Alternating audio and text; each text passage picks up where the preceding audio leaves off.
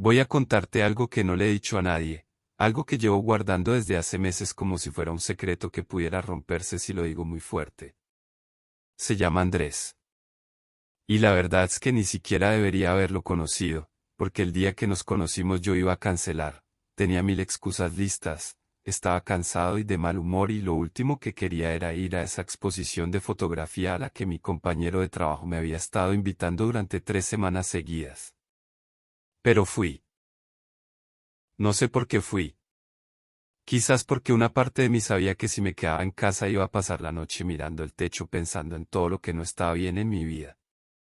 Así que me puse lo primero que encontré, tomé el camino más largo sin darme cuenta y llegué tarde, como siempre, a un lugar lleno de gente que parecía entender de arte mucho más que yo. Me quedé cerca de la entrada un momento, sintiéndome fuera de lugar, y entonces lo vi.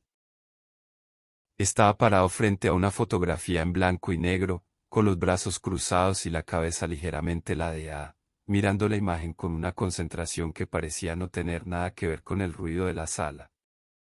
No sé cuánto tiempo lo observé antes de que él volteara. Lo suficiente para que me sintiera descubierto cuando nuestros ojos se encontraron. Él no se incomodó.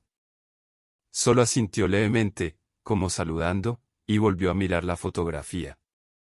Yo me acerqué sin haberlo decidido exactamente. Le pregunté qué veía en esa imagen. Me dijo que veía a alguien esperando algo que probablemente no iba a llegar. Miré la foto. Era solo una silla vacía junto a una ventana con lluvia. Le dije que yo solo veía una silla. Se rió. Esa risa me desarmó completamente. Nos quedamos hablando durante toda la noche. Caminamos por cada fotografía juntos y él tenía algo que decir de cada una, no de manera presumida sino de manera genuina, como si el mundo entero fuera algo que valía la pena leer con cuidado. Yo hablé más de lo que hablo normalmente. Me preguntó cosas que la gente no suele preguntar, no a qué me dedicaba ni dónde vivía, sino que era lo último que me había sorprendido de verdad, si había algo que me diera miedo sin razón lógica, cuando fue la última vez que hice algo por primera vez. Nadie me había hecho esas preguntas antes. O quizás sí y yo nunca había tenido ganas de responderlas. Con él quise responderlas todas. Intercambiamos números al final de la noche casi sin pensarlo, como si fuera lo más natural del mundo, y cuando salí a la calle y el aire frío me golpeó la cara yo estaba sonriendo solo, caminando hacia ningún lado, sin ninguna prisa de llegar a ningún sitio.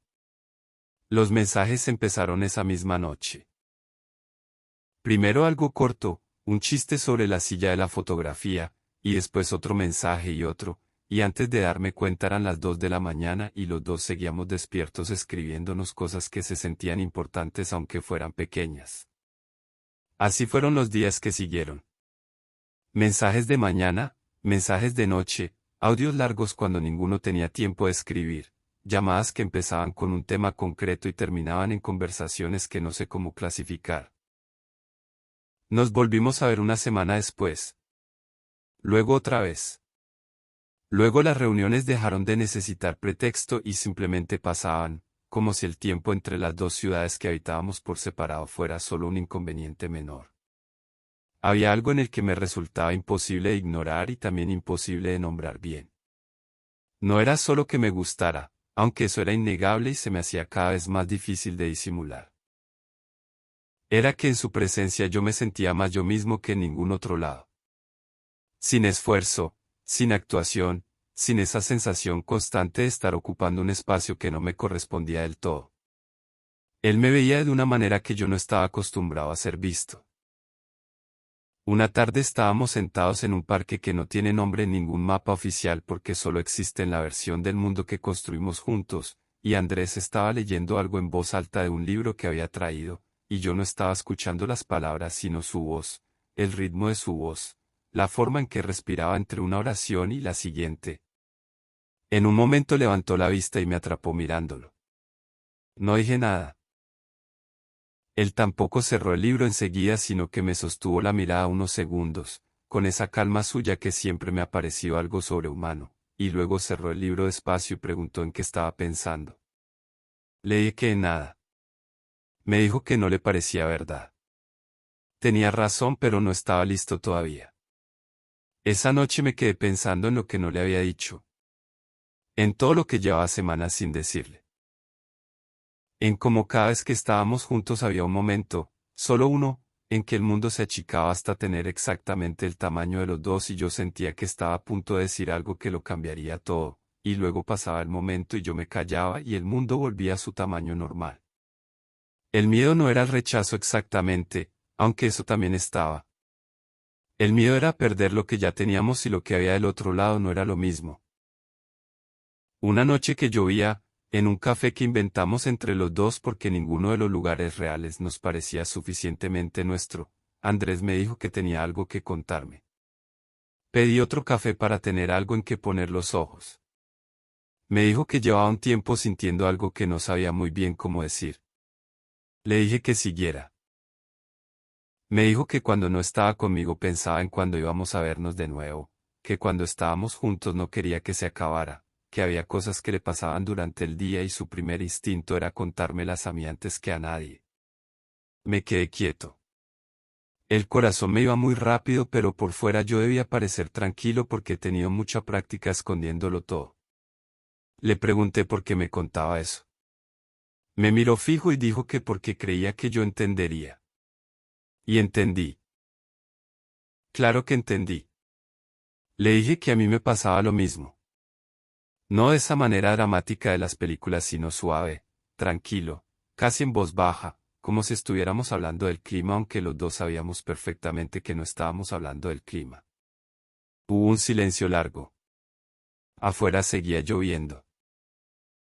Él estiró la mano sobre la mesa y la puso sobre la mía sin decir nada, y yo volteé la mía para entrelazar los dedos con los suyos, y fue uno de esos gestos pequeños que en realidad son enormes, que en realidad lo dicen todo. Después hubo palabras, más claras, más directas, y también hubo un momento cerca de la medianoche, caminando bajo la lluvia porque ninguno de los dos había traído paraguas y a ninguno de los dos nos importaba, en que él se detuvo, me miró, y me preguntó si podía besarme. Le dije que llevaba semanas esperando que lo hiciera. El beso supo a lluvia y a todo lo que no nos habíamos dicho durante meses. Fue suave al principio y luego más firme, como una pregunta que se convierte en respuesta, y cuando nos separamos él apoyó la frente contra la mía y los dos nos reímos un poco, aliviados, felices de esa manera torpe que tiene la felicidad cuando llega después de mucho tiempo esperándola. No sé qué somos todavía con exactitud. Sé que nos vemos cada vez que podemos. Sé que los mensajes no han parado desde aquella primera noche de la exposición. Sé que cuando su nombre aparece en mi pantalla algo en mí se acomoda, como una pieza que encuentra su lugar. Y sé que esa silla vacía de la fotografía, la que él dijo que esperaba algo que quizás no iba a llegar, yo ahora la veo diferente. Porque a veces sí llega. A veces llega tarde y de manera inesperada y con la cara de alguien que te hace preguntas que nadie te había hecho antes. Y cuando llega, vale todo lo que costó esperar. Sonnet 4.6 Claude decía y puede cometer